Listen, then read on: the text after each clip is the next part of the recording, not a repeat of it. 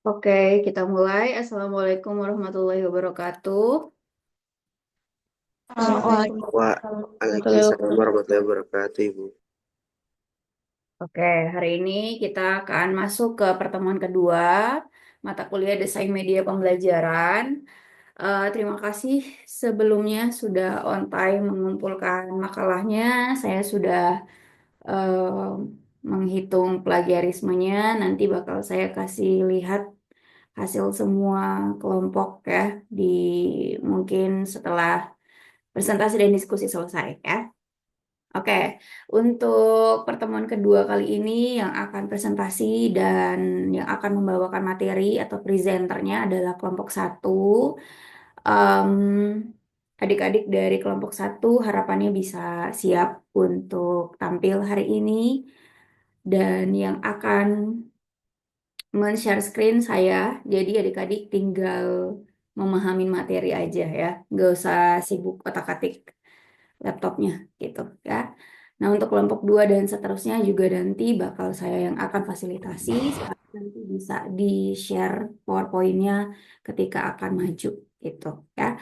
Nah, untuk materi hari ini kita akan mengawali mata kuliah hari ini dengan kita memahami pembelajaran abad 21 ya, di mana pembelajaran abad 21 adalah pembelajaran yang sekarang kita em, berada gitu ya, atau kita di era 21 gitu ya, abad 21.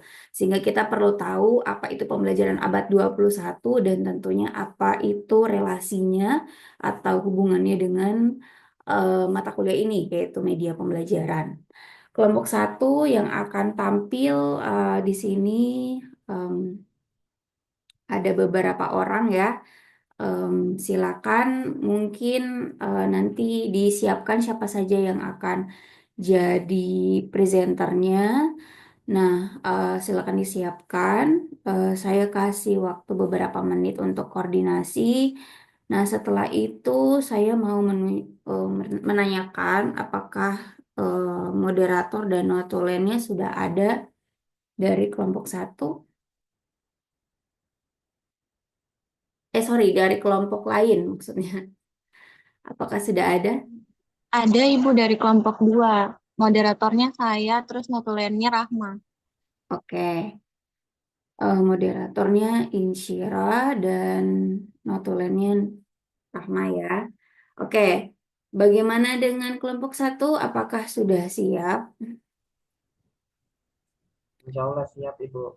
Oke, ada Hidayat, Fatal, Tiara Ramadhani, Muhammad Riyadi, dan juga Nisha ya. Kalau sudah siap, maka saya akan mempersilakan kepada moderator untuk memandu jalannya presentasi dan diskusi. Silakan. Iya, baik. Terima kasih atas waktu yang sudah diberikan kepada saya. Assalamualaikum warahmatullahi wabarakatuh. Nah, Alhamdulillahirrahmanirrahim.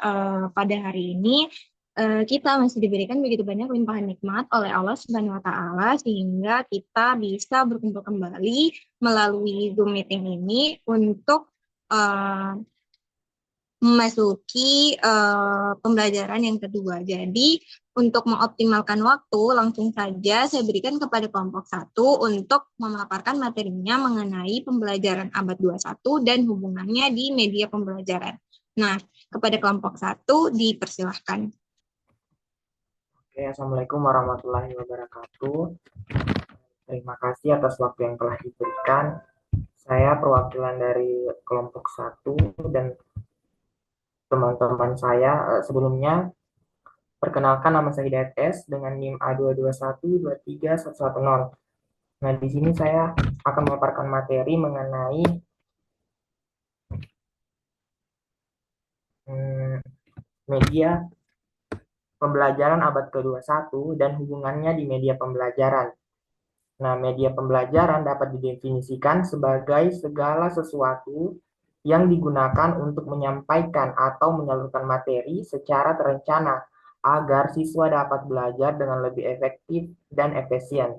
Dalam proses pembelajaran, media berfungsi sebagai perantara antara guru dan siswa. untuk memastikan bahwa informasi yang lebih diberikan dapat dipahami dengan lebih mudah dan jelas.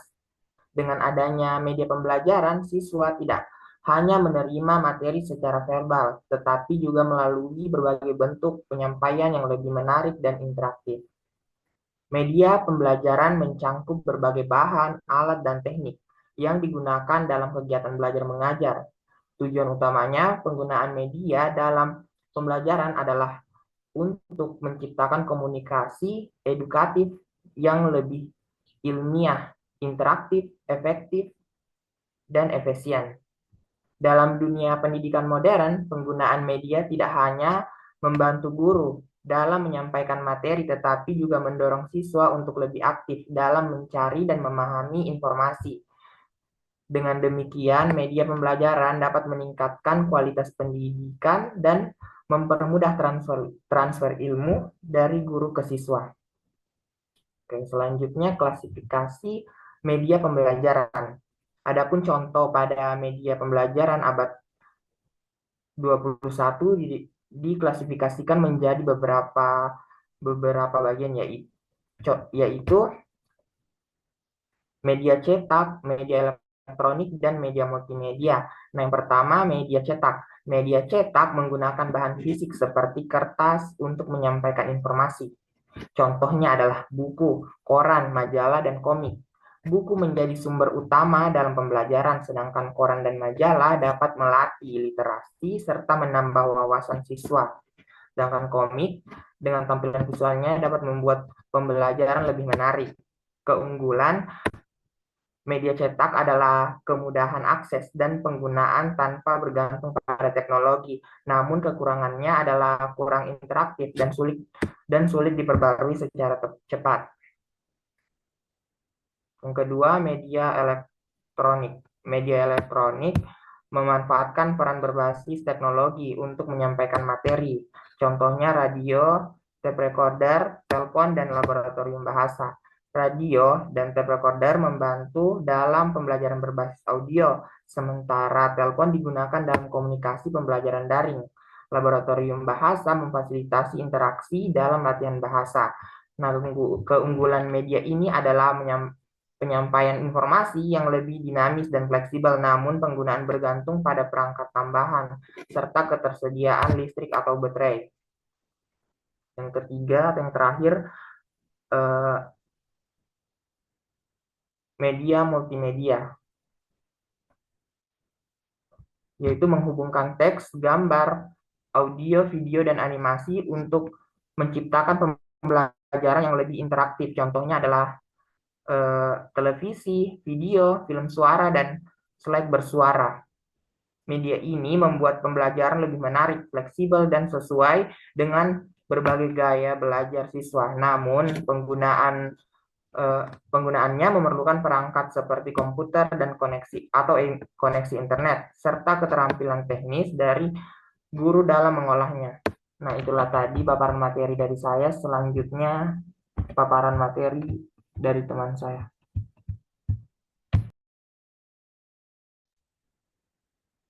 Baik, terima kasih atas kesempatan yang diberikan.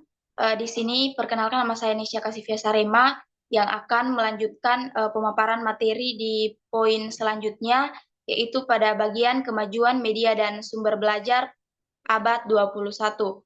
Nah, di sini penggunaan media dan sumber belajar di abad ke-21 sangat dipengaruhi oleh perkembangan media berbasis elektronik dan digital.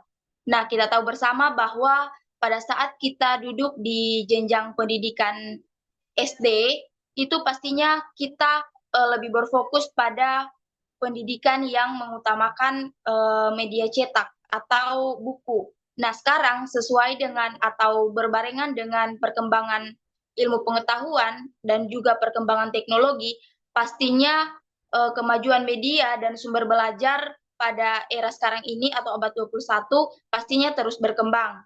Nah, hal ini menjadikan komunikasi dalam pembelajaran lebih efektif karena siswa dapat langsung memahami materi yang diajarkan oleh guru melalui media tersebut.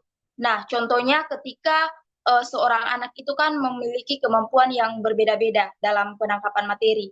Pastinya ketika guru hanya memaparkan dalam bentuk buku saja atau dalam bentuk teks yang tidak ada gambar, itu pastinya siswa tersebut mungkin ada yang paham dan ada juga yang mungkin masih kurang paham. Jadi bagaimana cara guru tersebut untuk menyesuaikan antara hal yang dijelaskan di dalam teks dengan contoh nyata. Walaupun tidak kita lihat langsung secara langsung, tetapi kita bisa menunjukkannya mungkin lewat gambar atau lewat video animasi yang mungkin bisa membantu pemahaman siswa tersebut dalam proses pembelajaran. Nah, selanjutnya masuk pada poin atau PPT selanjutnya, yaitu pada rasionalitas pentingnya media dalam pembelajaran. Nah, di sini ada beberapa poin yang kami ambil, yaitu yang pertama meningkatkan keterampilan dan motivasi siswa. Nah, pastinya ketika media pembelajaran atau sumber pembelajaran yang diberikan oleh guru itu menarik, pastinya motivasi siswa untuk belajar pun akan terus berkembang. Maksudnya siswa itu tidak akan bermalas-malasan melihat buku, tetapi dia dengan melihat gambar, oh dia sudah tahu ini maksud dari teks yang panjang ini apa, karena ada dukungan gambar atau dukungan video yang ada di dalamnya. Dan poin yang kedua yaitu mempermudah pemahaman konsep yang rumit.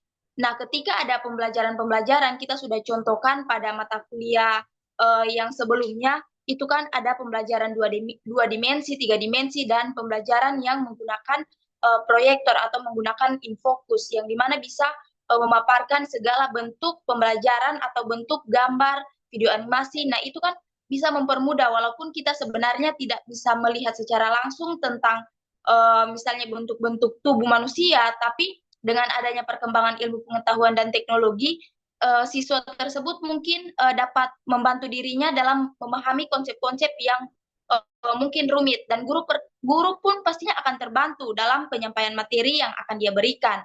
Dan poin yang ketiga yaitu menawarkan pengalaman belajar yang beragam. Nah, pastinya akan ada keberagaman dalam proses pembelajaran, baik itu kayak pembelajaran yang berbasis kontekstual, yang dimana guru tersebut juga bisa menanyakan hal-hal yang sudah dialami siswa tersebut setelah menanyakan gambar atau setelah menyampaikan materi. Pastinya guru tersebut bisa kayak bercanda lah, tapi bercanda dalam konteks mereka tetap dalam metode pembelajaran atau metode materi yang diberikan. Nah, yang keempat yaitu mengembangkan keterampilan abad ke-21. Nah, sekarang itu perkembangan teknologi juga sudah sangat pesat. Jadi bagaimana guru tersebut harus menyesuaikan diri agar siswa-siswanya atau siswa-siswinya itu tidak akan tertinggal. Karena perkembangan teknologi ini bukan hanya berkembang sekarang, pasti beberapa tahun yang akan datang, pasti perkembangannya juga akan lebih pesat lagi. Dan poin berikutnya yaitu personalisasi pembelajaran. Nah, personalisasi pembelajaran ini pastinya ada pendekatan belajar yang bisa dilakukan guru terhadap siswa tersebut.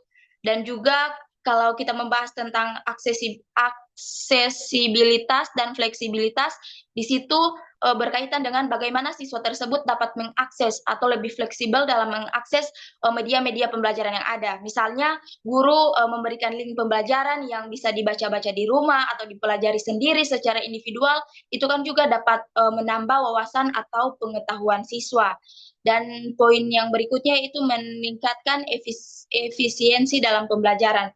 Seperti yang sudah saya katakan tadi, bahwa pembelajaran yang hanya berpatokan pada teks saja, pastinya semua siswa itu pastinya, apalagi dengan perkembangan teknologi sekarang, pastinya akan memang betul-betul dengan ekstra dipadukan dengan teknologi supaya dapat meningkatkan efisiensi dalam proses pembelajaran yang ada. Dan yang kedelapan yaitu atau yang terakhir yaitu mempersiapkan siswa untuk masa yang akan datang. Nah, kita sebagai seorang guru juga bukan hanya memikirkan bagaimana progres dalam proses pembelajaran yang dilakukan oleh siswa dan siswi, tetapi bagaimana mereka dapat mengembangkan jati diri mereka atau mengembangkan kemampuan mereka dalam dunia kerja. Pastinya apa yang mereka pelajari di sekolah pastinya akan mereka bawa sampai ke dunia kerja. Kalau dari sekolah saja atau dari bangku perkuliahan saja mereka tidak tahu menggunakan yang namanya teknologi atau tidak bisa berupaya untuk mengikuti perkembangan teknologi yang ada, pastinya persiapan siswa untuk menghadapi dunia kerja atau masa depan itu pastinya akan sulit nantinya. Mungkin itu saja materi yang dapat saya sampaikan dari kedua materi ini. Selanjutnya saya berikan kesempatan untuk rekan saya untuk melanjutkan materi selanjutnya.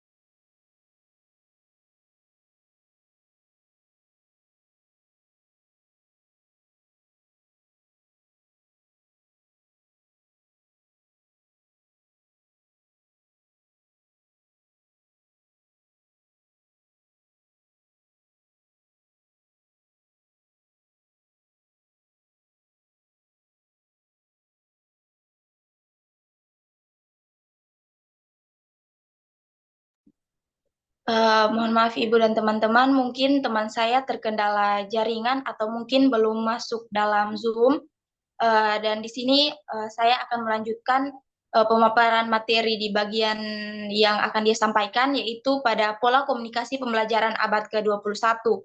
Nah, di sini uh, multimedia interaktif merupakan media pembelajaran berbasis komputer yang menggabungkan berbagai jenis konten seperti gambar, video, teks, grafik, animasi, dan efek suara yang dilengkapi dengan menu atau instruksi untuk mempermudah akses informasi.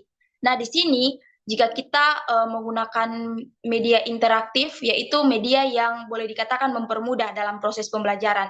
Apalagi seperti yang sudah disampaikan tadi bahwa adanya gambar, video, teks, dan bahkan suara. Jadi guru itu mungkin bisa menjelaskan secara umum atau keseluruhan dari materi yang diajarkan, tetapi juga ada dibarengi dengan yang namanya contoh-contoh nyata seperti yang saya sebutkan pada PPT sebelumnya tadi. Nah, itu juga bisa mempermudah siswa. Siswa dapat melihat misalnya bagaimana proses perkembangan fotosintesis atau bagaimana proses pertumbuhan yang terjadi. Nah, di situ kan pastinya akan ditunjukkan bagaimana akar itu menyerap tanah, apa saja unsur-unsur yang ada di dalam akar yang tidak bisa kita lihat secara morfologi, tetapi kita bisa melihat langsung. Mungkin ada kegiatan praktikum yang ditayangkan langsung di dalam kelas tersebut dalam bentuk gambar atau dalam bentuk video. Di situ kan pastinya akan mempermudah siswa bagaimana nantinya siswa tersebut dapat mengembangkan potensi mereka dalam proses pembelajaran yang sama, yang mungkin mereka kekurangan akses dalam kekurangan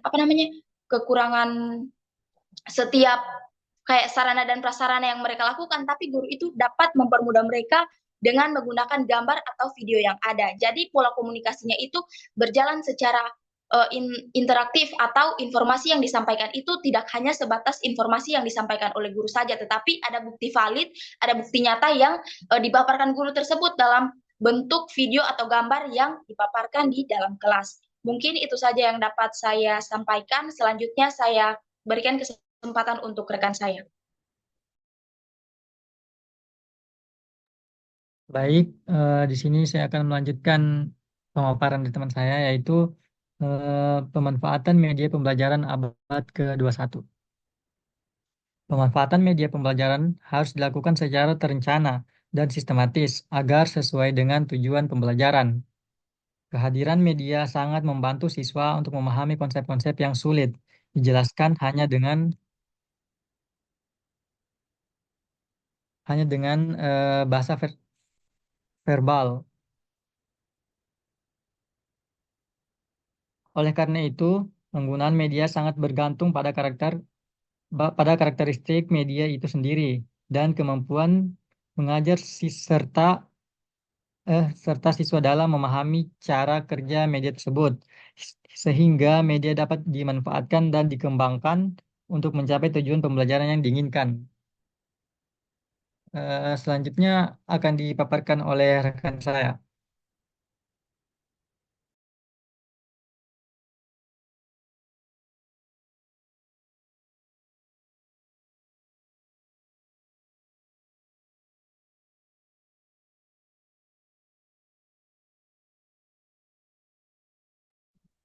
Baik, di sini saya ingin melanjutkan pemaparan materi dari teman saya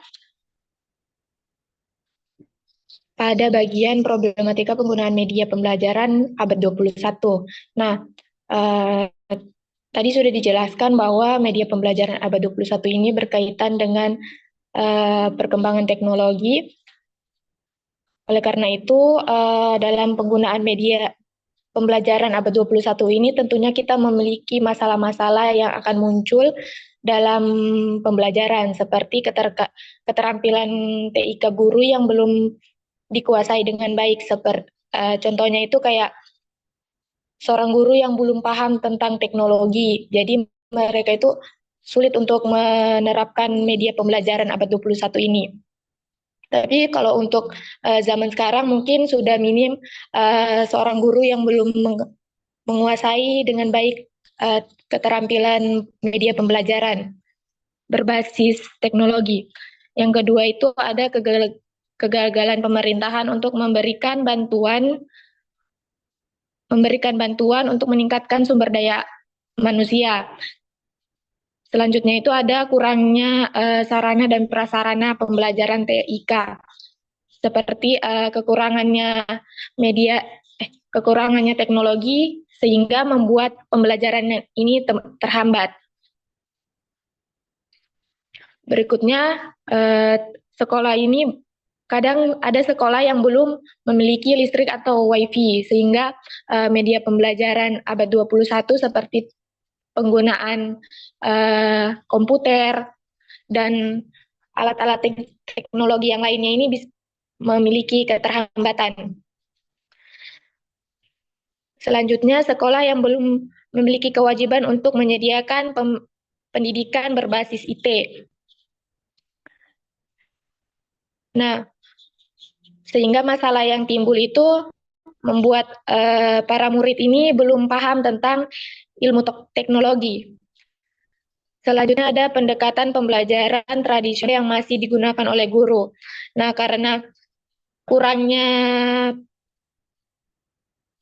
pemahaman dalam media pembelajaran abad 21, guru kadang masih menggunakan pendekatan pembelajaran tradisional seperti dalam metode ceramah. Selanjutnya pada media pembelajaran digital yang masih belum banyak digunakan. Nah,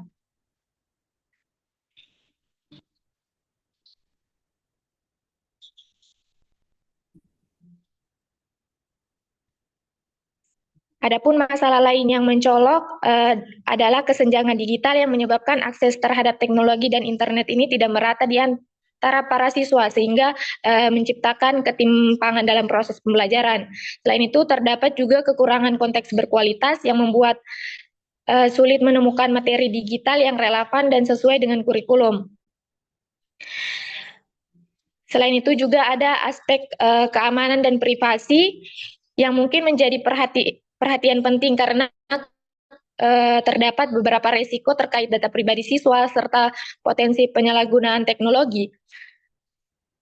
Hal itu menuntut kita itu untuk hati-hati dalam menggunakan teknologi. Mungkin saja saya kembalikan ke moderator.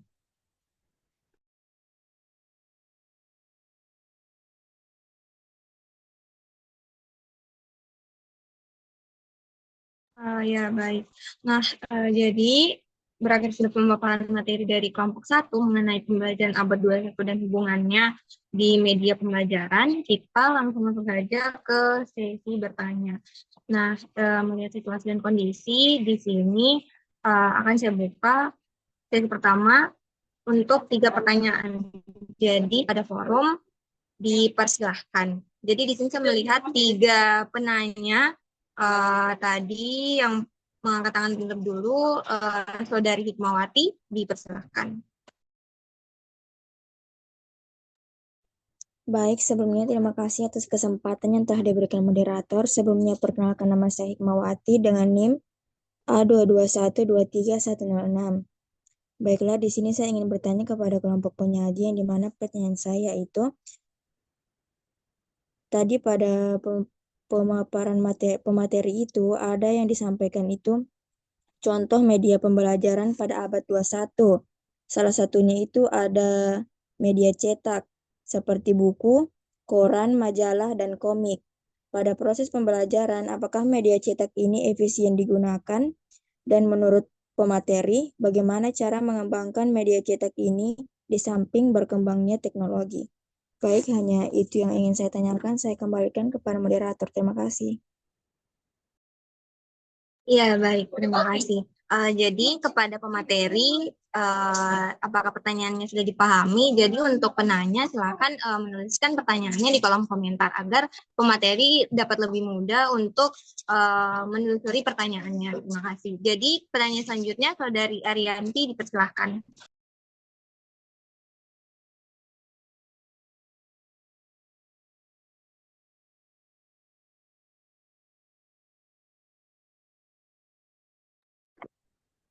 Baik, langsung saja pertanyaan saya yaitu, apakah semua peserta didik memiliki akses yang sama terhadap media pembelajaran digital dan bagaimana dampaknya terhadap pendidikan? Baik, mungkin itu saja pertanyaan saya. Saya kembalikan kepada moderator. Ya, baik. Terima kasih. Jadi kita lanjut ke penanya selanjutnya, Saudari Nazla Sakila, dipersilahkan. Baik, terima kasih kesempatannya moderator. Saya Nazla Syakila dengan NIM A221-23060 akan bertanya kepada kelompok 1. Pertanyaan saya, apa tantangan terbesar dalam menerapkan media pembelajaran abad ke-21 di sekolah-sekolah yang memiliki keterbatasan teknologi? Baik, itu pertanyaan dari saya kembalikan kepada moderator. Terima kasih. Ya, baik. Terima kasih. Jadi dari kelompok materi, apakah pertanyaannya dapat dapat dimengerti? Jadi dipersilakan kepada kelompok materi untuk mencari jawaban lalu menjawab pertanyaan dari ketiga penanya.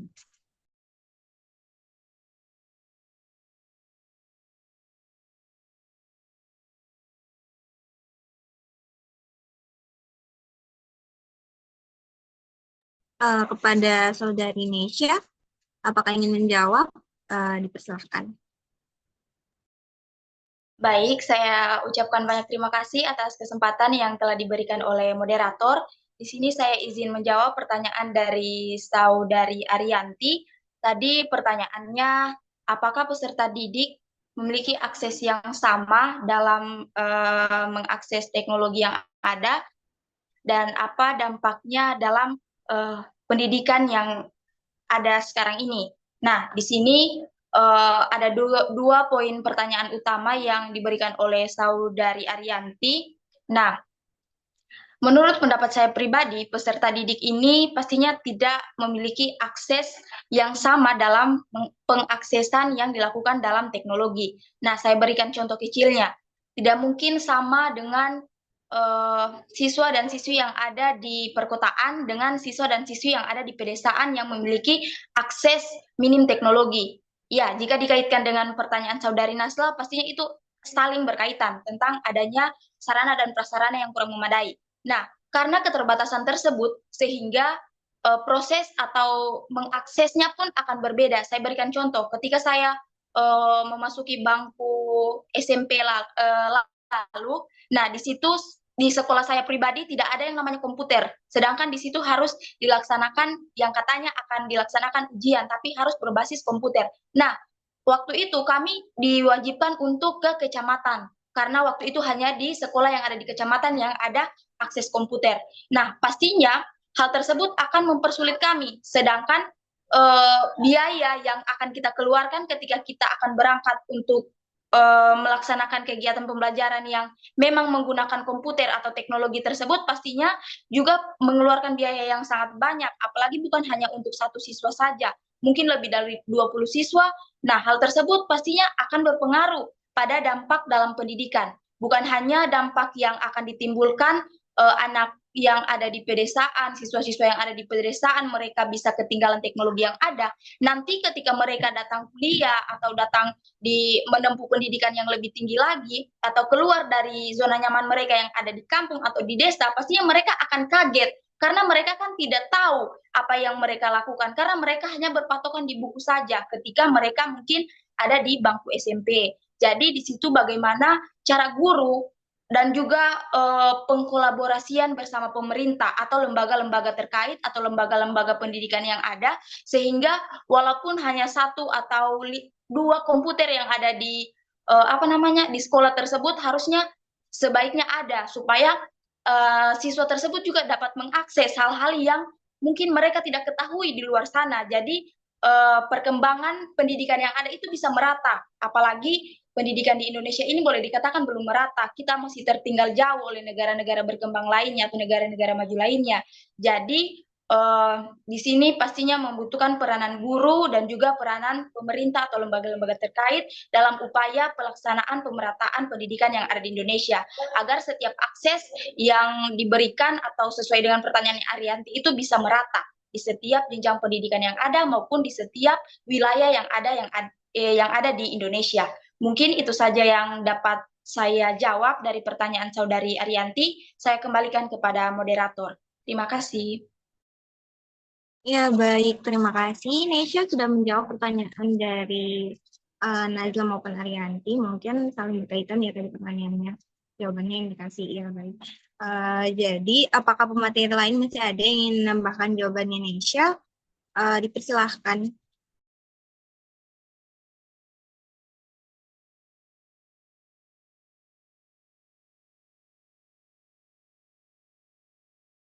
Ya, saya rasa pemateri lain juga tidak ada yang menambahkan. Apakah dari forum ada yang ingin menambahkan jawaban yang sudah diberikan oleh Nesya? Dipersilahkan.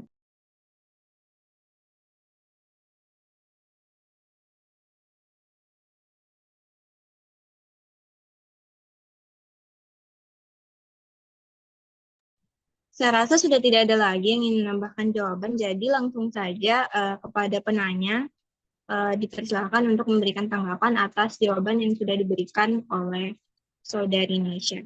Pada penanya dipersilakan.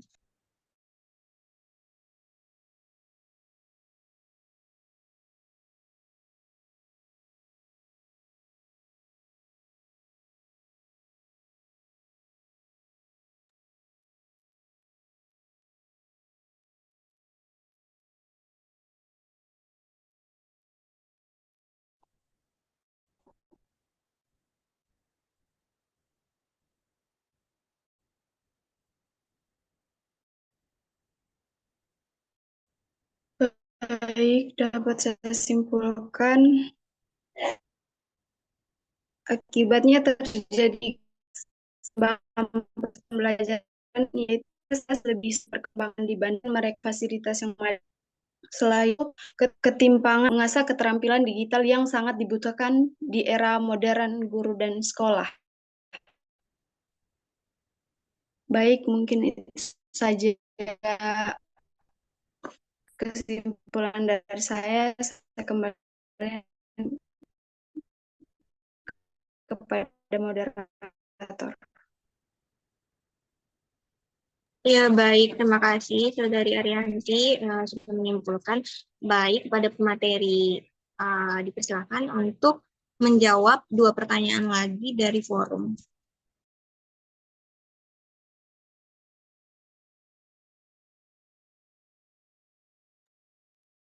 Moderator, saya ingin menjawab pertanyaannya dari Hikmawati.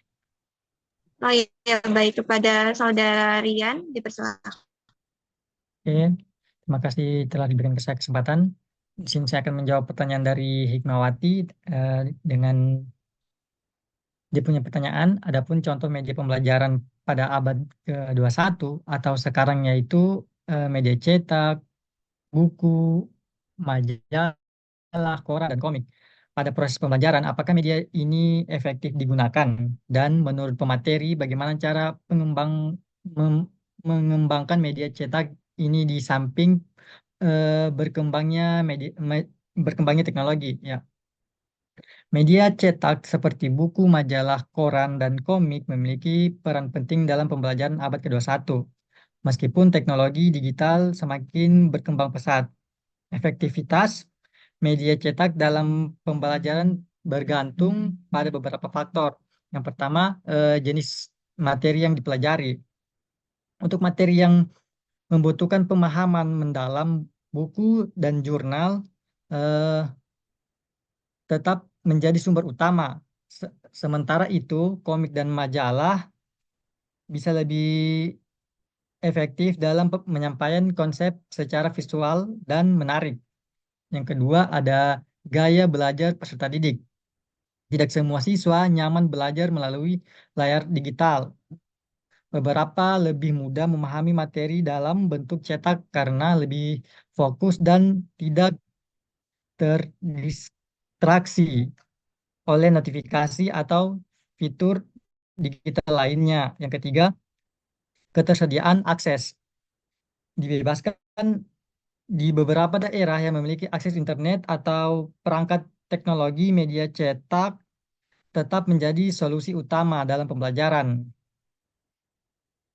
Cara mengembangkan media cetak di era digital ini yaitu integrasi dengan teknologi digital, menggunakan QR kode untuk buku atau majalah yang mengarahkan membaca ke materi tambahan seperti video, simulasi interaktif, atau latihan online.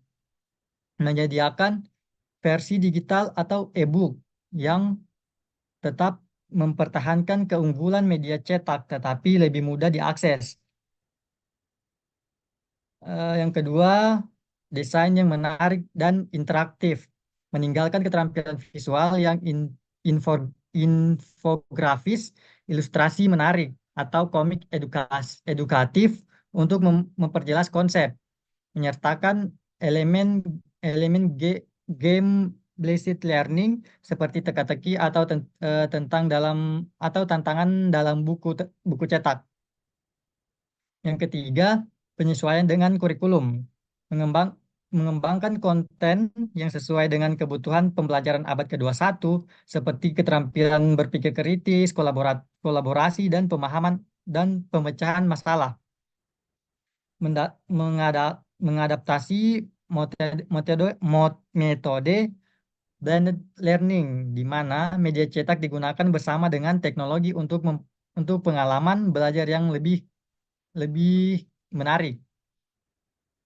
Yang terakhir, kolaborasi dengan media digital. Menghubungkan media cetak dengan platform pembelajaran online seperti Google Classroom, Moodle, atau aplikasi edukasi lainnya. Menggunakan media sosial atau blog untuk mendiskusikan isi buku dan membangun komunitas pembaca. Dengan strategi ini, media cetak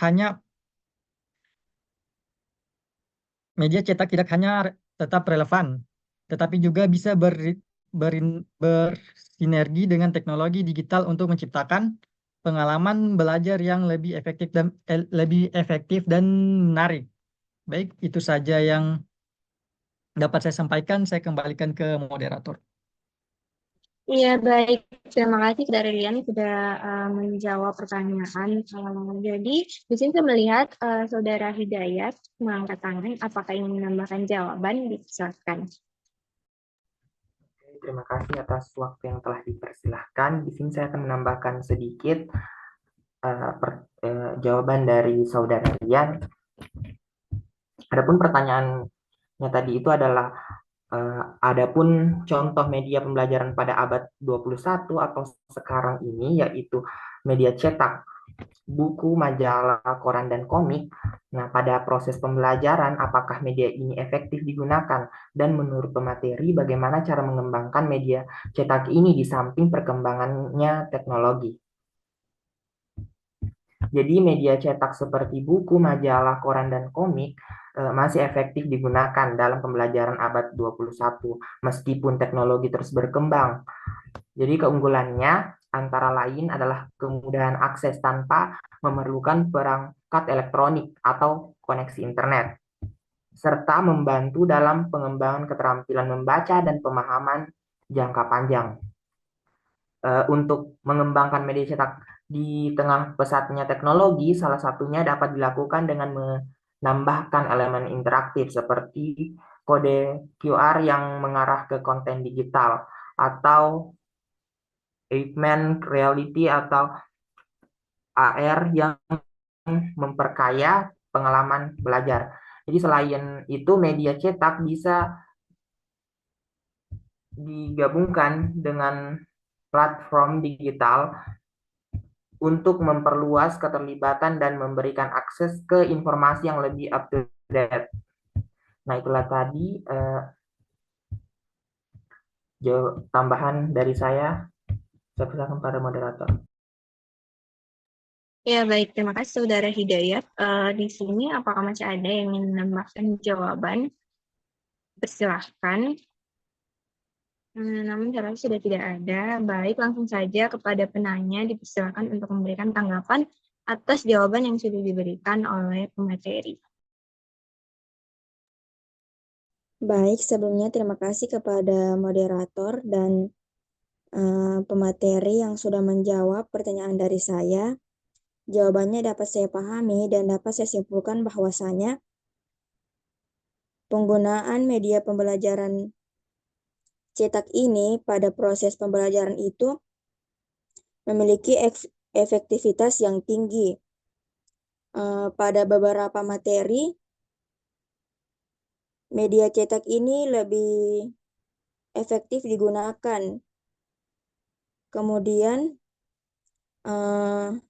efektivitasnya itu ada beberapa siswa yang lebih suka atau lebih paham menggunakan media cetak ini pada proses pembelajaran dibandingkan dengan teknologi. Dikarenakan jika menggunakan teknologi itu, siswa sering terganggu dengan notifikasi-notifikasi yang kurang penting. Kemudian itu efektivitasnya yaitu ada kemudahan akses tanpa menggunakan internet. Kemudian ada cara-cara untuk mengembangkan media cetak ini di samping berkembangnya teknologi. Yang pertama itu ada integrasi dengan teknologi digital, menyediakan versi digital seperti e-book, menyesuaikan dengan kurikulum, kolaborasi dengan media digital, menggabungkan media cetak dengan platform digital sehingga media cetak ini lebih mudah diakses menggunakan teknologi. Baik, hanya itu yang dapat saya simpulkan. Saya kembalikan kepada moderator. Terima kasih. Ya, baik. Terima kasih, Saudari Hikmawati. Jadi, tersisa satu pertanyaan lagi kepada pemateri. Dipersilakan untuk menjawab satu pertanyaan lagi dari forum. Terima kasih. Izin menjawab, moderator. Ya, baik. Dipersilakan. Baik, di sini saya ingin menjawab dari pertanyaan Saudari Nazla tentang tantangan terbesar dalam menerapkan media pembelajaran abad 21 di sekolah-sekolah yang mungkin memiliki keterbatasan teknologi. Jadi, untuk menerapkan media pembelajaran abad 21 di sekolah dengan keterbatasan teknologi mungkin menjadi tantangan besar bagi siswa-siswa di sana karena seperti tadi yang Nesia jelaskan bahwasannya kesenjangan infrastruktur kayak banyak sekolah yang terutama di daerah terpencil memiliki keterbatasan dalam hal infrastruktur teknologi.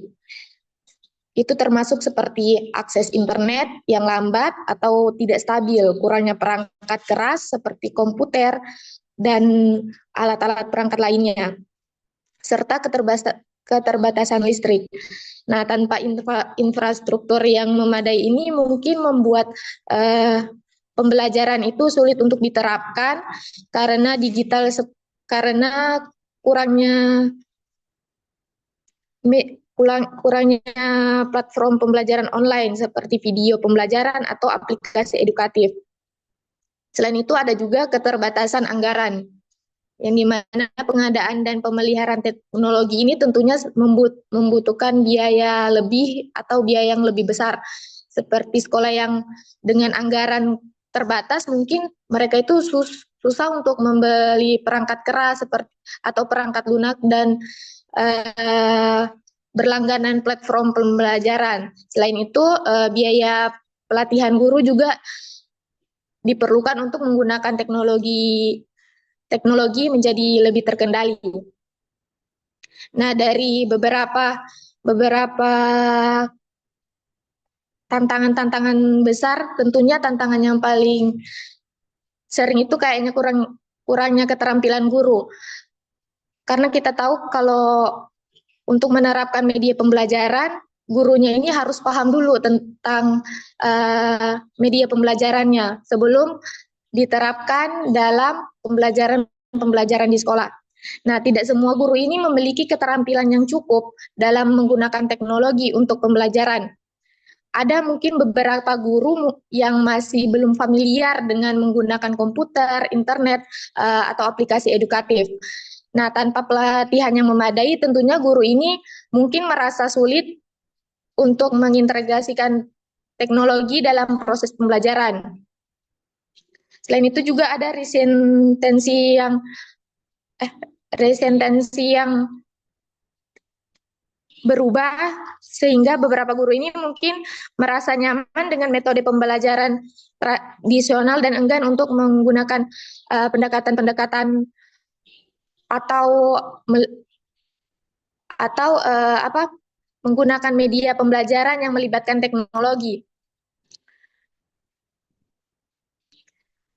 Selanjutnya ada keterbatasan konten digital, yang dimana konten digital ini yang berkualitas dan relevan dengan kurikulum seringkali terbatas. Nah, guru mungkin kesulitan menemukan materi pembelajaran digital yang sesuai dengan kebutuhan siswanya.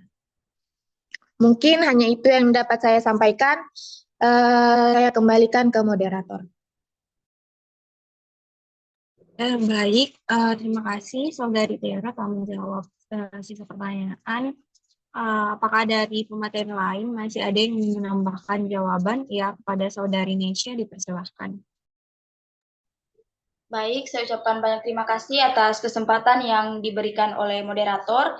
Di sini saya izin menambahkan sedikit saja jawaban yang sudah diberikan oleh rekan saya mengenai pertanyaan dari Saudari Nazla, yaitu tantangan terbesar dalam sekolah-sekolah yang memiliki keterbatasan dalam teknologi. Nah, tadi Saudari Tiara sampaikan dan saya setuju bahwa kurangnya pemahaman guru atau keterampilan guru dalam penggunaan teknologi. Nah, bagaimana jika kita balik? Ini kan membahas tentang teknologi. Kan kita tahu bersama bahwa sekarang kita ini adalah generasi baru yang mungkin akan mengganti guru-guru yang mungkin sudah lanjut usia, dan kita sebagai guru muda nantinya mungkin akan sudah bisa beradaptasi lah dengan teknologi yang ada. Nah, apalagi kita akan misalnya disimpan atau ditugaskan di daerah-daerah terpencil. Nah, jika adanya yang namanya kekurangan sarana dan prasarana, apalagi teknologi, bagaimana kita dapat menyalurkan pengetahuan kita mengenai teknologi tersebut? Walaupun guru punya pengetahuan tentang teknologi tersebut, tapi kalau tidak ada sarana dan prasarana yang menunjang, pastinya siswa tersebut juga akan kesulitan. Bahkan guru tersebut juga akan kesulitan. Nah, jadi di sini tetap bagaimana guru tersebut atau mungkin lembaga yang paling besar di sekolah, kepala sekolah, untuk memfasilitasi agar setiap kemampuan yang dimiliki oleh guru itu dapat tersalurkan juga ke siswa-siswa yang ada, bukan hanya dipendam oleh guru itu sendiri, karena kendala apa? Kendala teknologi yang ada. Jadi teknologi ini sangat penting, walaupun memang seperti pertanyaan Saudari Hikmah itu harus dibarengi dengan adanya media cetak atau buku. Walaupun sudah ada teknologi, pasti kita juga memerlukan yang namanya media cetak dalam upaya proses pembelajaran yang ada. Mungkin itu saja yang dapat saya tambahkan dari jawaban yang telah diberikan Tiara. Saya kembalikan kepada moderator. Saya ucapkan terima kasih. Ya, baik. Terima kasih Nesya atas tambahan jawabannya. Apakah masih ada yang menambahkan jawaban? Ya, kepada Saudara Aidil, dipersilahkan. Oke, baik. Saya ucapkan terima kasih kepada moderator atas kesempatan diberikan. Sebelumnya, izin menambahkan mengenai pertanyaan dari Saudari Nazla. Nah, seperti kita ketahui bersama bahwa tantangan ini ada beberapa tantangan kita sebagai guru dalam melakukan pembelajaran di sekolah-sekolah nanti. Tantangan yang utama menurut saya yang hal lumrah di berbagai sekolah itu biasanya itu kurangnya infrastruktur pada yang memadai pada sekolah-sekolah di Indonesia, serta juga yaitu kurangnya kemampuan guru dalam menggunakan teknologi untuk mendukung pembelajaran dan kurangnya motivasi belajar siswa dalam kesadaran orang tua sendiri tentang pentingnya pembelajaran abad ke-21 ini. Nah, di beberapa sekolah sendiri menurut saya ada beberapa hal lucu biasanya kasus yang ditemukan. Contohnya biasanya itu sekolah itu ada beberapa media sudah terpenuhi, contohnya komputer. Biasanya komputer itu di sekolah-sekolah tertentu hanya menjadi pajangan, tidak dipergunakan secara keseluruhan. Kenapa? Biasanya guru itu atau pengurus sekolah itu biasanya takut jika dia lakukan pelatihan itu komputer itu biasanya rusak karena itu biasanya bantuan dari instansi tertentu. Nah, dikarenakan hal tersebut biasanya siswa itu jadi kayak kurang begitu dan pengalaman mengenai komputer ini sehingga itu juga menjadi tantangan tersebut dalam pembelajaran teknologi dan juga ketergantung biasanya siswa itu juga menyalahgunakan fasilitas internet yang diberikan. Biasanya di sekolah tertentu juga biasanya sudah ada akses internet tetapi siswa itu membuka link-link atau media-media yang tidak seharusnya dibuka pada saat pembelajaran. Contohnya jujur waktu sekolah itu kan ada wifi. Nah, wifi itu kan biasanya dikhususkan untuk ada biasanya guru mengirim link di YouTube, di WhatsApp, tetapi ada beberapa teman atau biasanya saya sendiri biasanya membuka media lain. Nah, itu biasanya juga jadi menjadi pertimbangan di beberapa sekolah untuk menggunakan media cetak buku saja yang lebih efisien. Dan juga kalau media cetak itu biasanya pemantauannya lebih efektif dibandingkan media teknologi. Nah, juga biasanya juga kalau guru juga itu biasanya kayak ada beberapa guru menganut pembelajaran tradisional atau metode ceramah pasif, tidak menggunakan media membarengi dengan teknologi. Nah, itu dikembalikan kita sebagai guru, strategi apa yang kita lakukan nanti jika menjadi seorang guru. Nah, kalau saran saya jika menghadapi sekolah apalagi di daerah-daerah terpencil yang kurangnya minim atau tidak ada sama sekali akses teknologi, itu kita kembalikan kepada kita strategi apa atau media apa yang kita terapkan kepada guru. Contohnya, kita harus tahu juga mengenai kemampuan siswa, minatnya di mana, tertariknya dengan apa, apakah dengan media 2 dimensi ataukah media visual, audio, ataupun 3 dimensi. Jadi apalagi kalau di era-era Gen Z sekarang tuh dia tidak bisa kayak membaca monoton atau tidak ada gambar ataupun suara yang menarik. Nah, sekarang kan kalau siswa sekarang itu kayak maunya itu sih tidak kayak cuma gambarnya. Contohnya kita sendiri kalau membaca buku itu kalau tidak ada gambar ataupun yang menarik yang berwarna paling kita sudah malas membaca di luar. Jadi menurut saya itu hanya dikembalikan kepada kita sebagai guru, strategi atau media apa nanti yang kita terapkan kepada siswa nanti kita jika menghadapi tantangan teknologi di sekolah-sekolah tertentu. Mungkin itu saja sedikit saran dari saya. Saya kembalikan kepada moderator dan saya ucapkan terima kasih. Iya, baik. Terima kasih Saudara Aidil dan juga Nesya atas tambahan jawabannya. Sebelum lanjut, Ibu izin bertanya, ini mau dilanjutkan sesi kedua atau dicukupkan? Mungkin dicukupkan saja untuk sesi pertama ya, karena saya akan menambahkan juga, jadi mungkin bisa ditutup. Apakah penanya tadi sudah memberikan kesimpulan, moderator? Belum, Ibu. Ya, baik. Kepada penanya, dipersilakan untuk memberikan tanggapan atas jawaban yang sudah diberikan pemateri dan beberapa teman yang menambahkan. Baik, terima kasih kesempatannya moderator dan terima kasih yang telah menjawab pertanyaan saya dari tim pemateri baik dari forum. Baik, dapat saya simpulkan bahwa tantangan terbesar dalam menerapkan media pembelajaran abad ke-21 di sekolah yang keterbatasan teknologi yaitu minimnya pelatihan bagi guru dan minimnya akses dan minimnya akses ke perangkat digital, jaringan internet yang tidak stabil, serta keterbatasan fasilitas pendukung membuat proses pembelajaran berbasis teknologi ini sulit diterapkan secara optimal. Baik, itu saja yang dapat saya simpulkan. Saya kembalikan kepada moderator. Terima kasih. Ya, baik. Terima kasih Saudari Nazla atas tanggapannya. Jadi, demikian presentasi dari kelompok satu mengenai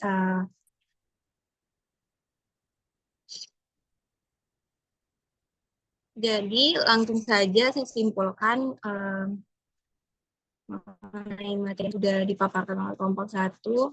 Jadi di sini dapat disimpulkan bahwa media pembelajaran abad 21 itu memiliki peran yang sangat penting dalam meningkatkan kualitas pendidikan dengan memanfaatkan teknologi dan pendekatan yang kreatif dalam menyampaikan materi.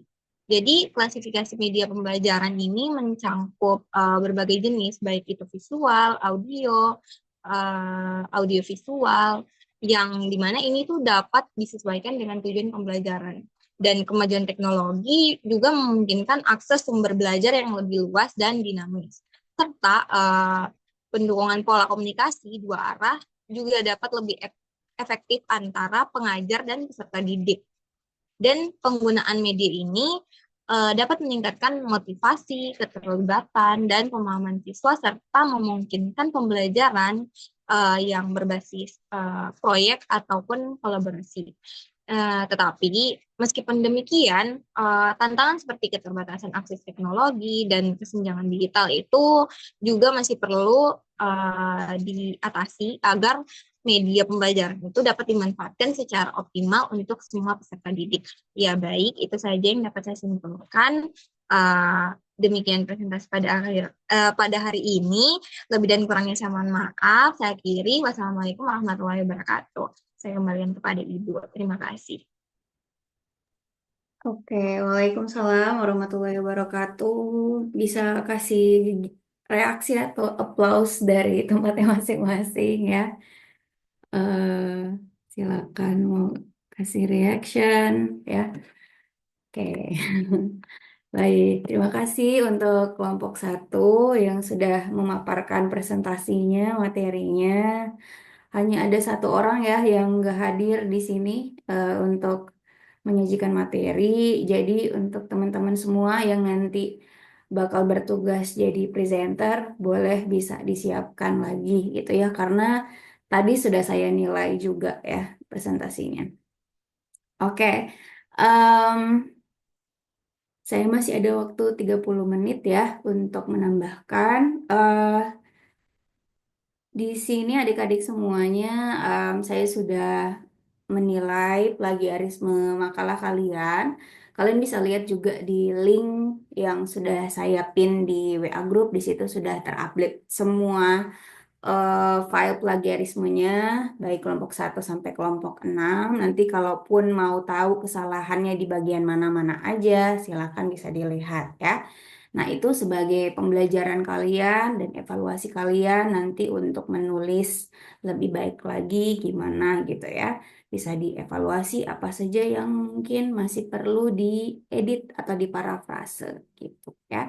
Di sini saya hanya memperlihatkan sekilas terkait apa saja mungkin uh, persentasenya ya dari kelompok 1 dan juga sampai kelompok 4. Kelompok 1 21% ya. Ini masih kategorinya tinggi, tapi kalau untuk menulis pemula sebenarnya masih bagus karena yang paling tinggi itu 100% ya gitu. Jadi kalau skalanya 100%, yang paling tinggi berarti kalau dari 21 di sini lumayan lah ya untuk menulis ya.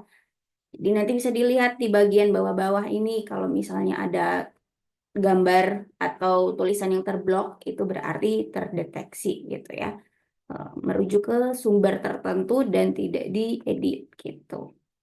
Nah, ini untuk kelompok 2. Kelompok 2 bisa nanti dilihat lagi gitu ya. Berarti masih ada yang lebih tinggi dibandingkan kelompok 1 ya.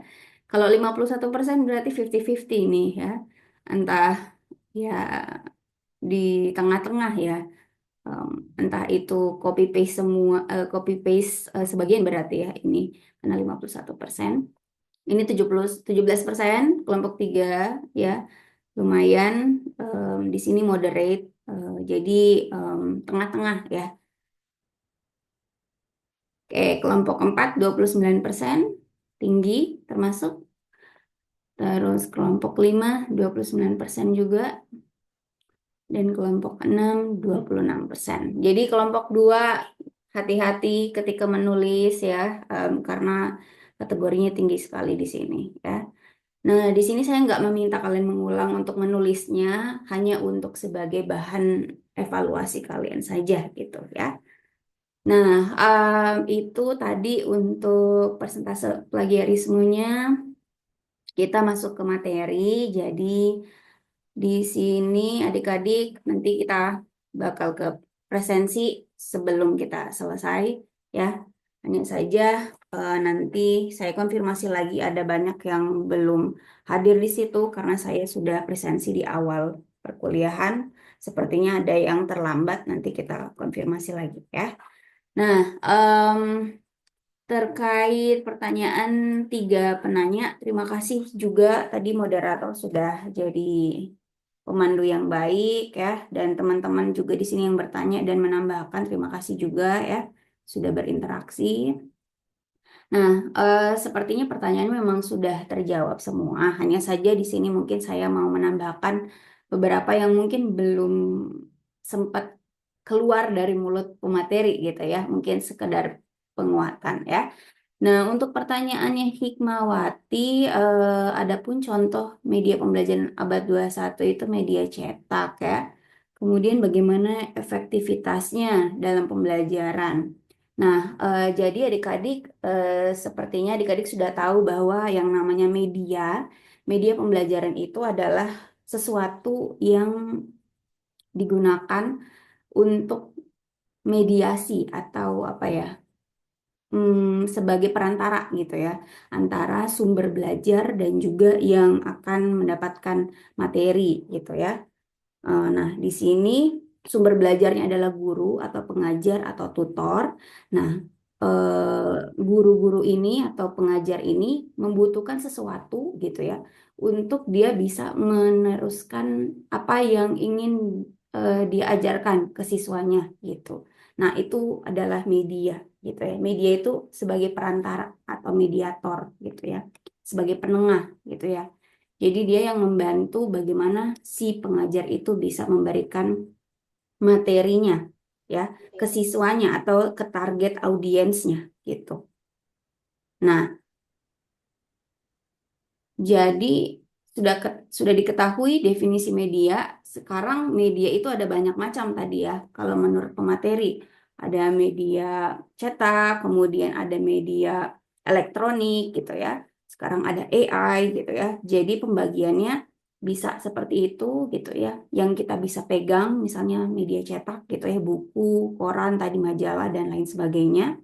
Dan juga tadi ada juga yang elektronik, sesuatu yang alatnya yang kita pegang tapi kontennya ada di dalam alat itu gitu ya. Sementara ada juga AI. AI ini mungkin lebih dari elektronik gitu ya. Karena dia bisa apa ya namanya? Membuat kita tuh berinteraksi dengan media tersebut gitu ya, walaupun mungkin gurunya nggak ada di situ gitu ya. Nah, itu.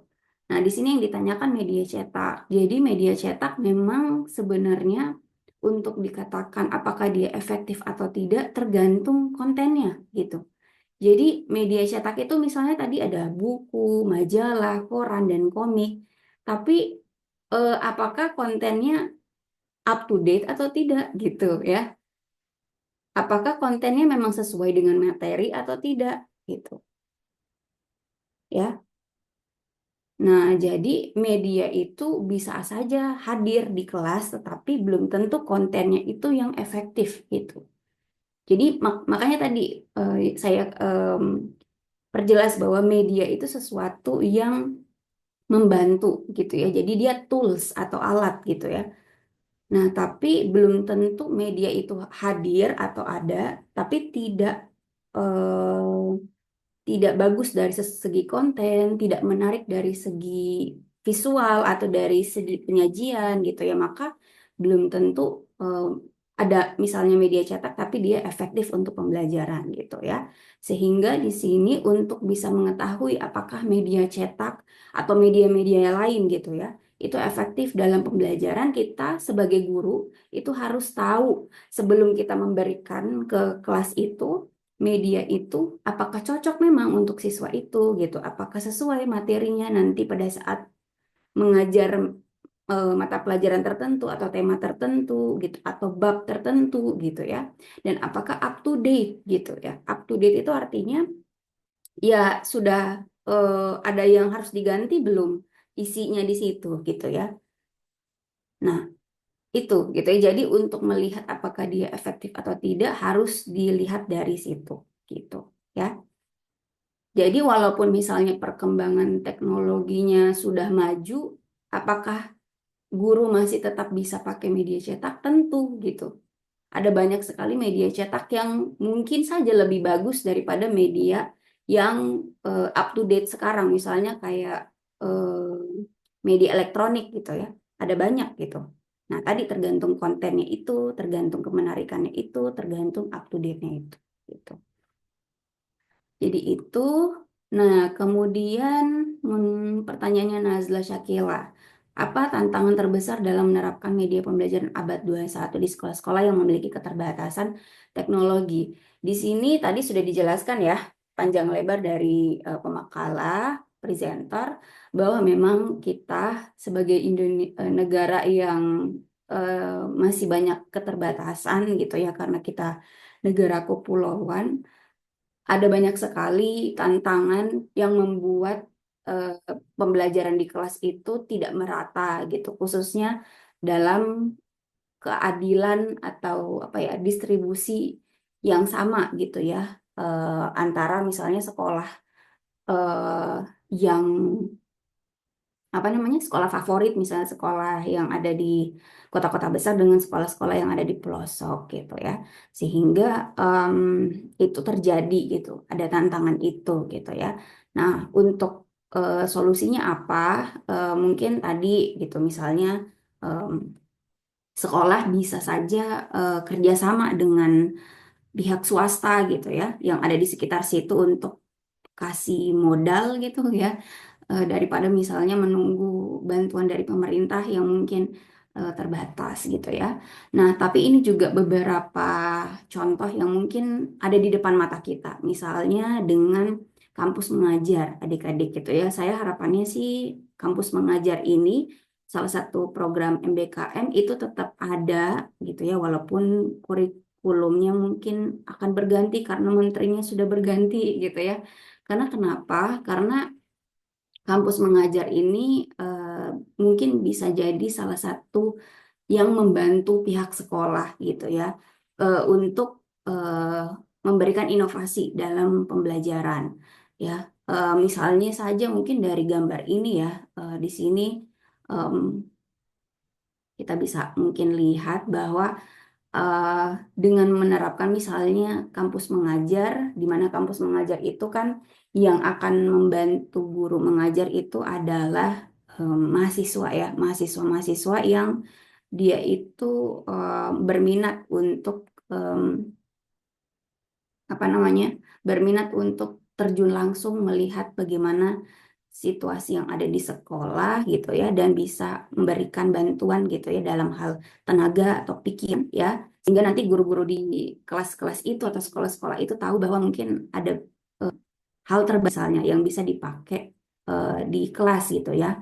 Nah, misalnya ini mungkin adik-adik bisa lihat di sini, contohnya kelas yang ada di pelosok itu ya di situ ya, untuk diajarkan oleh pengajar selain guru gitu. Nah, salah satu contoh media yang dipakai oleh pengajar ini misalnya adalah buku ini gitu ya. Jadi bisa saja ini efektif untuk kelas ini karena memang ya terbatas gitu ya, mungkin alat-alat yang ada di sekolah itu gitu ya. Tetapi dengan keterbatasan ini mungkin inovasinya bukan langsung media gitu ya, atau teknologi dalam bentuk alat gitu, tetapi ada apa ya? ada suasana baru di situ. Misalnya dihadirkan ada pengajar baru mungkin yang lebih muda, yang lebih tahu teknologi gitu ya. Sehingga mungkin siswa-siswa di sini bisa lebih enjoy dalam belajar gitu ya. Bandingkan dengan mungkin yang masuk ke kelas itu hanya guru itu aja gitu ya. Jadi bisa jadi media di sini ya bukunya dan juga beliau gitu ya, pengajar ini gitu ya. Seperti itu. Nah, bisa juga misalnya medianya tadi dalam bentuk alat-alat gitu ya, entah itu ada komputer atau misalnya bikin poster gitu ya. Jadi dengan adanya kampus mengajar ini, si pengajar ini bisa memberikan inovasi gitu dalam pembelajaran dengan misalnya menerapkan permainan gitu ya. Jadi seperti itu. Nah, jadi nanti adik-adik di sini semua kalau misalnya masih ada atau masih berlaku program kampus mengajar, kalian mungkin bisa gitu jadi salah satu yang mendaftar gitu ya. Karena em, ada banyak sekali manfaatnya juga untuk kalian, bukan hanya siswanya atau sekolahnya, tetapi kalian sendiri juga gitu melihat bahwa oh begini ya sekolah-sekolah di sekitar saya gitu ya. Sehingga kalian mungkin bisa memberikan inovasi atau inisiatif gitu ya untuk bagaimana caranya mengelola kelas dengan lebih menyenangkan lagi gitu. Nah, selanjutnya tadi em, ada tadi pertanyaannya atau mungkin penambahan juga dari audiens ya, mungkin ideal ya, bahwa memang betul ada beberapa sekolah yang seperti itu yang mereka itu em, punya alat atau teknologi atau komputer gitu ya, tetapi hanya dijadikan museum saja gitu, hanya dimuseumkan gitu. Nah, itu em, saya pernah alami juga, tetapi saya sebagai pengajar, em, waktu itu saya jadi guru ya tidak tetap lah gitu di sekolah tertentu. Tapi saya di situ sebagai guru IPA SMP gitu ya. Tetapi karena guru di sekolah itu mungkin saya kurang paham juga mereka ada materi atau mata pelajaran TIK gitu ya. Tapi gurunya nggak ada gitu. Sehingga ya udah akhirnya saya yang akan masuk ke kelas itu gitu. Jadi saya masuk untuk ngajar IPA iya, tapi TIK juga iya gitu ya. Teknologi informasi ya dan komunikasi ya TIK. Komputer lah gitu. Nah, tapi ketika saya masuk ke kelas, ketika saya akan masuk ke kelas, saya bertanya ke em, staf di situ gitu, apakah ada komputer? Karena memang ada lab komputer di situ. Katanya memang ada, tetapi itu sudah puluhan tahun tidak dipakai, gitu ya. Sehingga akhirnya tidak bisa dibuka. Memang dari depan pintu memang sudah digembok gitu. Jadi akhirnya saya sendiri juga bukan teknisi gitu ya. Akhirnya ya sudah tidak bisa dipakai. Padahal ketika ngintip di luar gitu ya dari jendela itu banyak sekali gitu komputer walaupun memang komputer jadul ya. Kalau adik-adik mungkin nggak relate. Kalau dulu saya waktu kecil itu ada komputer yang tebel banget bagian belakangnya gitu ya. Ada komputer, ada CPU. Ya kalau kita kan cuma laptop aja nih, satu ini gitu ya. Kalau komputer itu komputer, terus ada CPU-nya, ada keyboardnya gitu ya. Ada apa namanya tombol, bukan tombol ya, apa sih namanya kayak saklarnya juga gitu. Jadi akhirnya untuk buka komputer itu atau menghidupkan komputer itu kita harus pakai tutorial langkah-langkahnya. Pertamanya buka apa dulu, nyalain apa dulu gitu ya, baru monitor gitu, baru akhirnya loading gitu ya. Nah, akhirnya ya itu saya tidak bisa pakai komputer itu untuk mengajarkan mata pelajaran TIK. Dampaknya apa? Ketika saya masuk ke kelas, yang saya dapatkan itu memang hanya ada LKS saja. Di kelas itu hanya ada papan tulis dan ketika saya mengajar TIK itu saya menuliskan langkah-langkah cara menyalakan komputer dengan menulis di papan tulis. Bayangkan itu adik-adik. Pertama, misalnya nomor satu, nyalakan tombol power. Nomor dua, nyalakan ini. Itu sampai kayak klik oke, lanjut next, gini-gini gitu ya. Tunggu beberapa saat gitu ya, kayak ini, apa namanya, menulis resep gitu ya. Itu tahun 2000 berapa ya? Saya lulus S1 2016, 2017 itu di tahun itu sebenarnya sudah ada laptop kan gitu ya. Jadi tapi yang ada di materi di LKS itu adalah cara menghidupkan komputer, bukan laptop gitu. Akhirnya saya sendiri juga bingung untuk mengajarkan adik-adik itu semua gitu ya. Untuk mereka paham materi LKS yang ada di situ, tetapi materinya nggak relevan gitu. Nah, jadi materinya nggak relevan, kemudian sudah nggak up to date, dan contohnya nggak bisa kita pakai langsung gitu.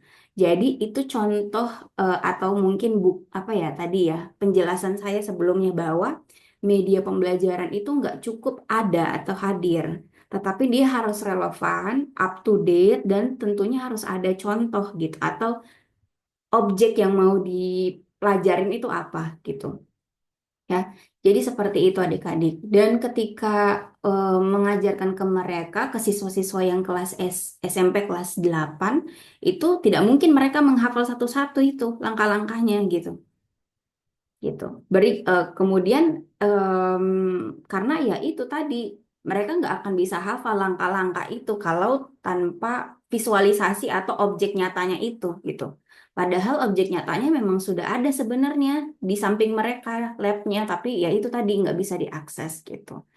Dan saya sendiri pada saat ke kelas itu ya ada laptop gitu. Saya bawa laptop dan akhirnya mau nggak mau saya pakai laptop saya sebagai bahan percobaan. Untuk mereka adik-adik semua akhirnya at least mereka bisa pegang lah ini laptop. Nah, ini tombol power dan lain sebagainya gitu. Jadi akhirnya saya meminta mereka yang nggak punya komputer atau laptop untuk sering-sering main ke warnet gitu untuk mereka bisa tahu apa yang akan mereka pelajari sebenarnya gitu ya. Itu sebenarnya salah satu contoh aja bahwa bukti ya di sekolah-sekolah sebenarnya alat atau tools atau teknologinya sudah ada, tetapi entah itu tidak dipakai dan tidak digunakan gitu ya, sehingga em, yang tadinya guru-guru itu mengkhawatirkan komputer itu takut salah pencet sehingga nanti rusak. Jadinya ketika sesuatu alat sebenarnya kan fungsinya itu dipakai gitu ya. Jadi nilai suatu alat itu berguna kalau dipakai. Jadi misalnya kalian punya barang bagus pun sebenarnya kayak laptop bagus pun atau kayak gadget bagus pun, coba dia disimpan aja sampai kapan tahun gitu ya. Itu akan rusak juga gitu ya karena mesinnya nggak dipakai juga gitu. Akhirnya ya sama aja bakal rusak juga mungkin ketika itu dipakai lagi gitu karena udah lama nggak dipakai gitu ya. Jadi adik-adik semua, kita sebagai orang yang melek internet, melek teknologi, tahu eh, bahwa ada banyak tools yang bisa kita pakai dalam pembelajaran. Ya, at least kita bukan pemerintah, ya jadinya menurut saya yang mungkin bisa kita lakukan gitu ya, karena kita bukan guru juga di sekolah itu adalah dengan tahu misalnya program pemerintah terkait pendidikan itu apa gitu ya.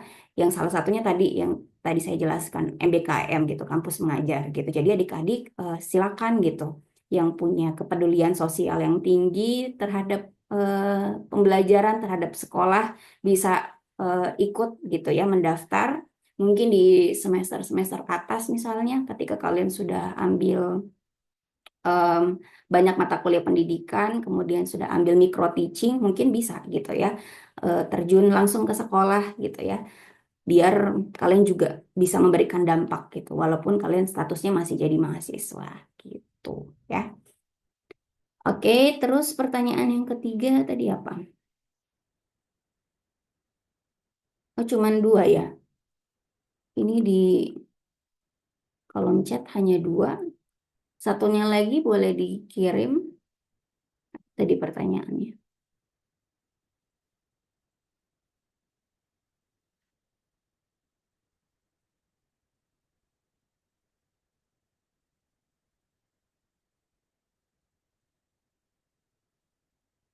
Hikmawati, Nazla, siapa lagi yang bertanya itu?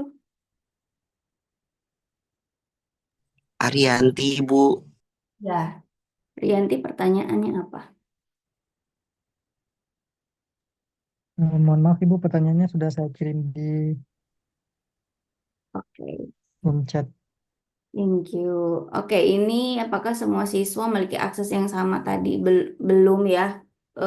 Nggak semua siswa punya akses yang sama gitu ya. Karena ya itu tadi gitu, setiap siswa itu punya latar belakang yang beda-beda dan juga pasti tingkat ekonomi, tingkat awareness orang tua gitu juga ya terhadap pembelajaran itu juga beda gitu ya. Jadi kita nggak bisa yakin jawabannya iya ya. Mereka nggak punya akses yang sama gitu terhadap media pembelajaran digital. Nah, akhirnya itu tadi em, kita em, mungkin hanya bisa diskusi seperti ini tanpa memberikan solusi langsung ke sekolahnya gitu ya. Nah, ini juga pemikiran guru ya. Guru itu banyak yang tadi mungkin dari em, diskusi tadi ada yang nyinggung bahwa lebih mudah mengawasi siswa yang menggunakan media cetak dibandingkan media internet gitu atau media elektronik. Nah, itu juga terjadi gitu ya di sekolah dan akhirnya memberikan persepsi guru bahwa eh, selama pembelajaran mereka tidak boleh menggunakan HP gitu atau mereka tidak boleh menyalakan HP atau tidak boleh misalnya akses internet gitu. Mereka harus terpaku di depan kelas gitu dengan melihat papan tulis gitu ya dan gurunya. Nah, karena itu tadi alasannya gitu, guru tidak bisa mengawasi satu-satu siswa itu buka apa gitu ya. Tapi alasan seperti itu menurut saya kurang bijaksana gitu karena mau nggak mau bagaimana caranya siswa itu tahu apa yang mereka gunakan setiap hari itu bisa digunakan untuk pembelajaran misalnya misalnya sekolah-sekolah yang ada di kota atau misalnya sekolah-sekolah yang siswanya itu melek teknologi gitu tahu HP tahu laptop gitu ya tahu gadget gitu mereka punya mungkin di rumah gitu ya.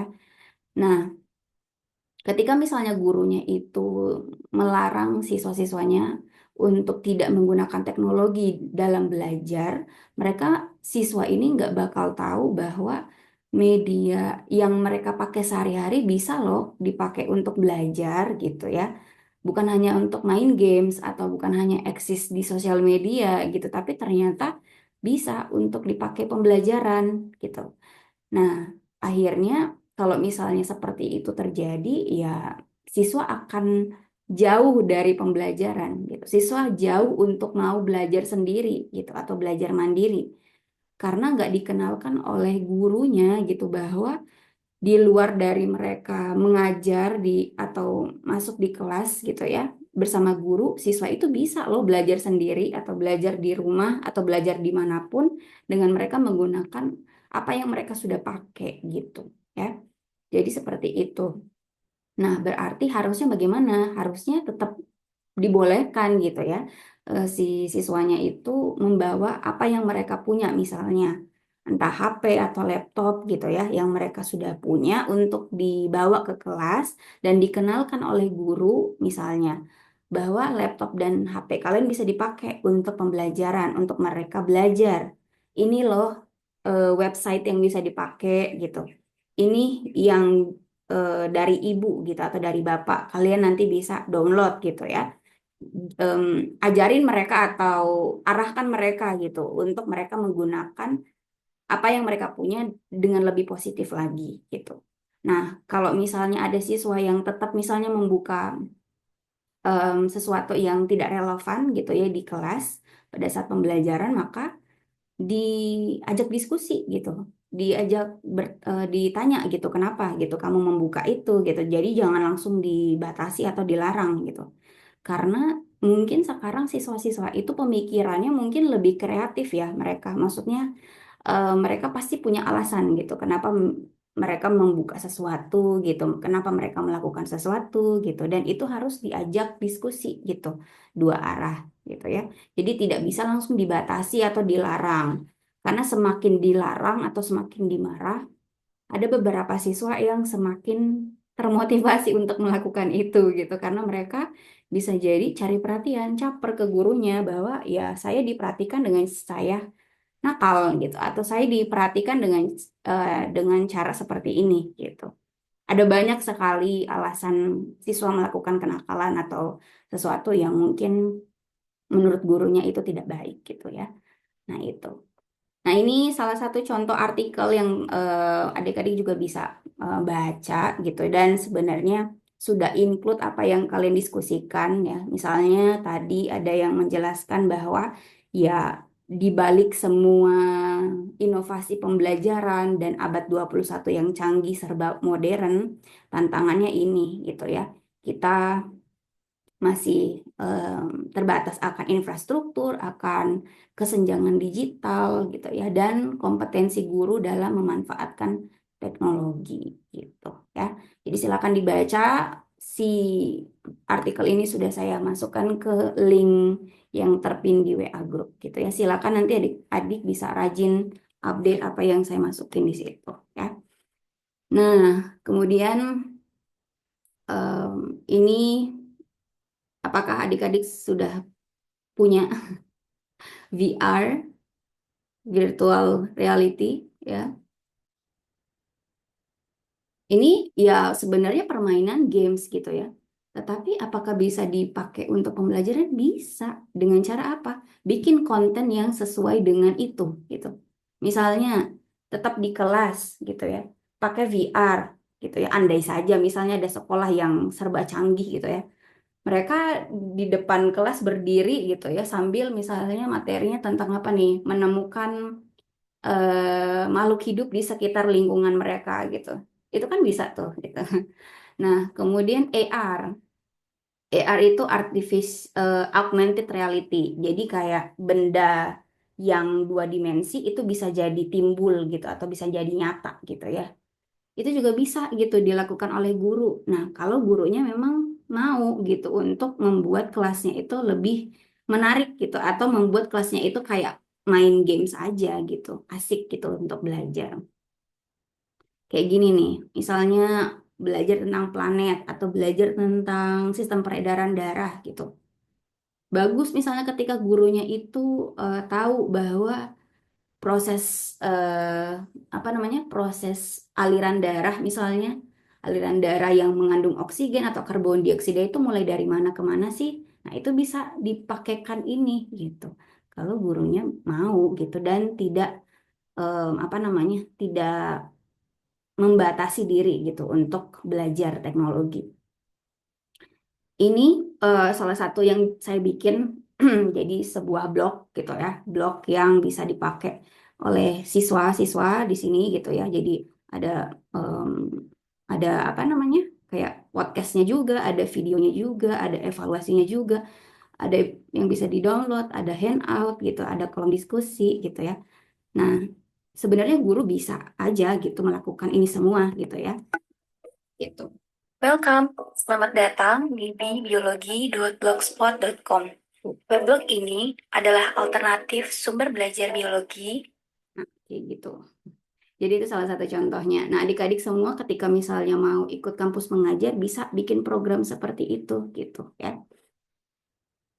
Untuk ya mengenalkan ke gurunya bahwa ada hal-hal yang bisa dipelajari gitu ya dari misalnya mahasiswa sekalipun gitu.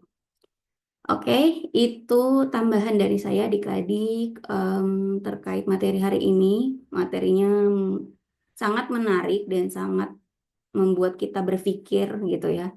Ketika kita adik-adik lulus, saya akan membawa pengaruh apa ke lingkungan saya gitu ya. Entah saya mau jadi guru, atau saya mau jadi tutor, atau saya mau jadi orang yang bisa. Oke, masih ada beberapa menit di sini. Kita ke absensi ya.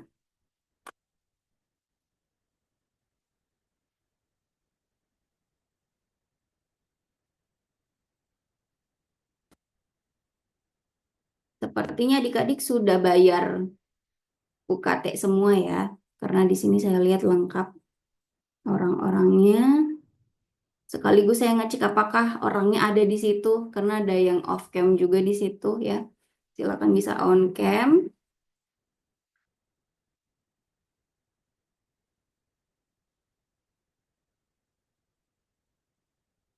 Ini ada 29 ya. Kita ketambahan ada 2 orang kakak tingkat di sini.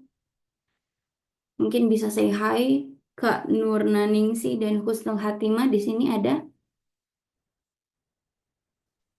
Ada Ibu. Ibu. Mana nih? Apakah saya pernah mengajar di kelas kalian? Husnul Hatimah mana nih? Pernah Ibu. Oh, pernah. Oke.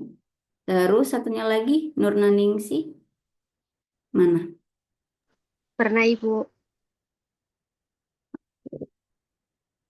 Sudah dapat kelompoknya kan? Sudah Ibu. Ya Ibu sudah. Nah, di sini ada yang belum saya kasih hadir karena belum ada orangnya pada saat itu, ya. Muhammad Rizky, Hadir, Ibu. why you late? Why you come late? Kenapa datangnya telat? Di kelas tidak cari ini tadi, Mem. Apa cas laptop. Saya nggak bisa Zoom kalau nggak ada laptop. Jadi Oke. masih cari. Lain kali bisa ditaruh di meja ya, jangan ditaruh di mana itu keselip. Ya oke, Rizky, Fatal yang jadi pemateri ada di sini orangnya?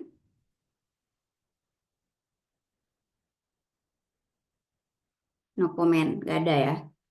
Jadi jangan ada yang titip-titip ke temannya. Siapa lagi? Syahwa, Elia Ramadhani.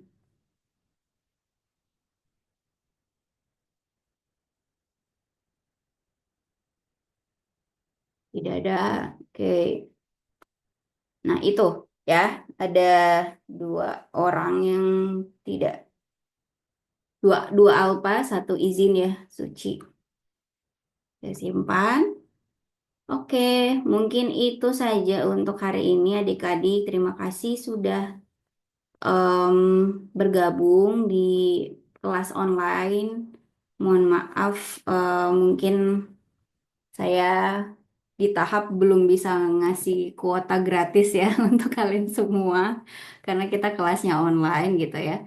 Jadi semoga bisa dipersiapkan lagi untuk pertemuan-pertemuan selanjutnya gitu ya. Jadi jangan sampai nggak datang gara-gara itu tadi entah internetnya, entah gadgetnya yang not ready gitu. Kita ketemu lagi di pertemuan kedua. Jangan lupa untuk pemateri kedua bisa siap. Silakan nanti bisa dikirim PPT-nya sebelum maju biar nanti saya akan share sendiri. Kita selfie lagi boleh yang udah mandi, yang udah make upan kan sayang ya nggak di foto.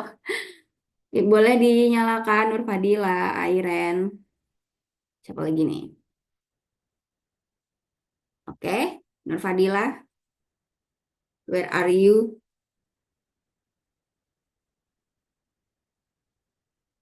Tadi yang jadi notulen siapa? Rahma ya? Rahmadani? Ya, nanti minta tolong ya notulensinya dikirim ke WA grup. Nur Fadila. Ya, baik. Kita selfie. Give me your beautiful smile. Oke. 1, 2, 3. Manggis. Oke, terima kasih. Sudah saya simpan. Kita ketemu lagi di minggu depan adik-adik. Semoga bisa on time dan sehat selalu. Jangan lupa makan dan silakan beraktivitas seperti biasa. Semoga harinya menyenangkan. Assalamualaikum warahmatullahi wabarakatuh. Waalaikumsalam warahmatullahi wabarakatuh. Waalaikumsalam warahmatullahi Waalaikumsalam warahmatullahi wabarakatuh. wabarakatuh.